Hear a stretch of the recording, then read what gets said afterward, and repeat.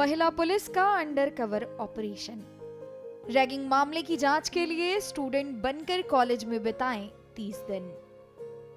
ये संयोगितागंज थाने में बैठी लेडी कांस्टेबल शालिनी चौहान है, जिन्होंने हाल ही में एमजीएम कॉलेज में रैगिंग मामले का खुलासा किया।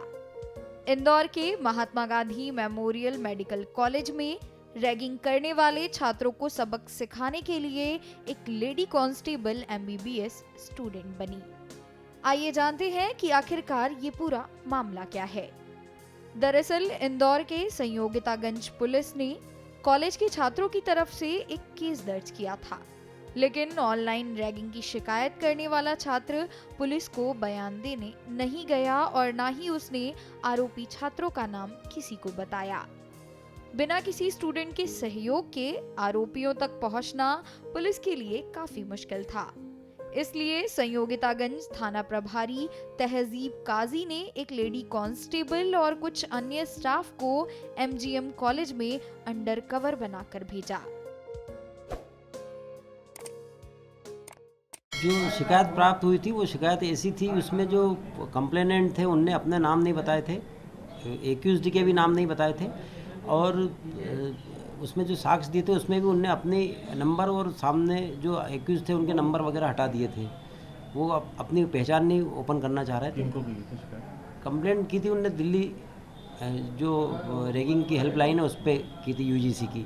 वहाँ से कंप्लेंट जो प्राप्त हुई थी यहाँ पर एमजीएम डीन साहब के यहाँ, तो वहाँ से उनने यहाँ पर भेजी थी, क्योंकि एंटी रैगिंग कमेटी उसकी जांच नहीं कर पाई थी।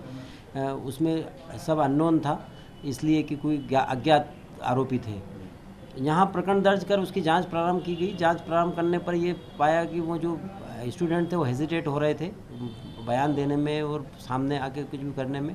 फिर हमने रैगिंग की जो हेल्पलाइन थी उनसे फरियादी के नंबर मांगे कि नंबर बता दीजिए हम, ताकि उनसे संपर्क करके पूछताछ कर सकें। उनके द्वारा आचार संहिता अपनी जो बताई गई उसके हिसाब से हम नंबर नहीं दे सकते, तो नहीं मिल पाए।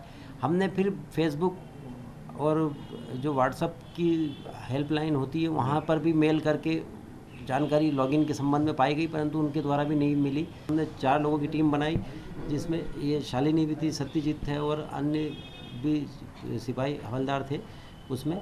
वो लोग, शालिनी का क्या रोल रहा उसमें? हाँ, इन लोगों को हमने सबको अलग अलग कर दिया, किसी को डॉक्टर्स, किसी को नर्स, किसी को कभी जैसा समय होता था उसके हिसाब से कोई नौकर बन जाता था, कोई कर्मचारी बन के जो कैंटीन होती थी या जो आसपास के कैफ़े होते थे मेडिकल कॉलेज के या उनके हॉस्टल के आसपास के कैफ़े होते थे वहाँ पर भेज के इनको रखते थे। ये जो सीनियर्स और जो जूनियर्स आते थे उनसे बात करते थे, उनसे जानकारी लेते थे और कुछ लोग फिर इसी प्रकार चिन्हित किए इनसे, जैसे कि शालिनी ने भी फिर वहाँ जाके जो देखा था और जो बातचीत की, तो जो लोग खुल के पुलिस के सामने वर्दी में बयान नहीं देना पाते थे वो सामने बता रहे थे। इसको जब बताने लगे तो ये हमको आके बताती थी, फिर हम उन लोगों को चिन्हित करके बुलाकर बात करके उनको काउंसिल करके उनका जो हमारा लीगली 161 के कथन होते थे हम वो कथन लेते थे, उनसे हम पहचान करवाते थे कि ये चेट पे ये किसने लिखा है, तो वो सीनियर्स को पहचान लेते थे। इसी प्रक्रिया में हमने 11 लोगों को चिन्हित किया और उनके खिलाफ फिर कार्रवाई की थी। लेडी कांस्टेबल शालिनी चौहान ने 1 महीना कॉलेज में एमबीबीएस स्टूडेंट बनकर गुजारा और आरोपियों को गिरफ्तार करवाने में सफल हुई।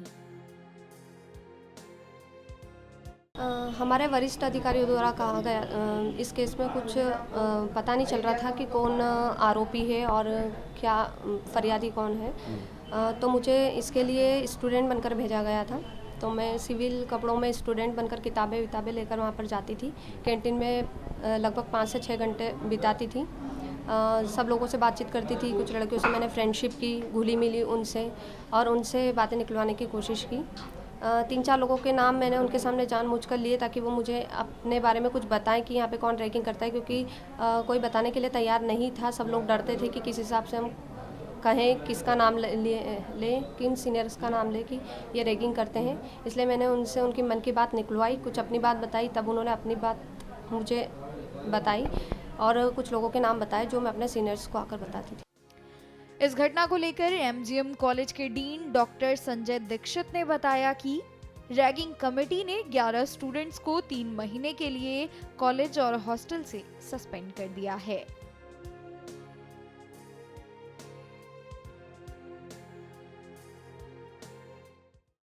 ये 4 महीने पहले हमको यूजीसी से कंप्लेंट मिली थी, और जो हमारी अनुशासन जो समिति है और एंटी रैगिंग कमेटी में वो कंप्लेंट करके उसको हम लोगों ने एज सच उस कंप्लेंट के आधार पे एफआईआर दर्ज की थी। उसमें कुछ व्हाट्सएप मैसेजेस थे, कुछ लोगों के मोबाइल नंबर आइडेंटिफाइड हुए थे। उसको फिर पुलिस ने इन्वेस्टिगेट किया और इस पे उनके अगेंस्ट एफआईआर दर्ज की। जिस दिन हमको एफआईआर की इंफॉर्मेशन मिली, उन 11 बच्चों को हमारी एंटी रैगिंग कमेटी ने 3 महीने के लिए कॉलेज से और हॉस्टल से निष्कासित कर दिया है। बता दें कि गिरफ्तार किए गए छात्रों के खिलाफ संयोगितागंज पुलिस ने धारा 294, 323, 506 और रैगिंग एक्ट के तहत केस दर्ज किया।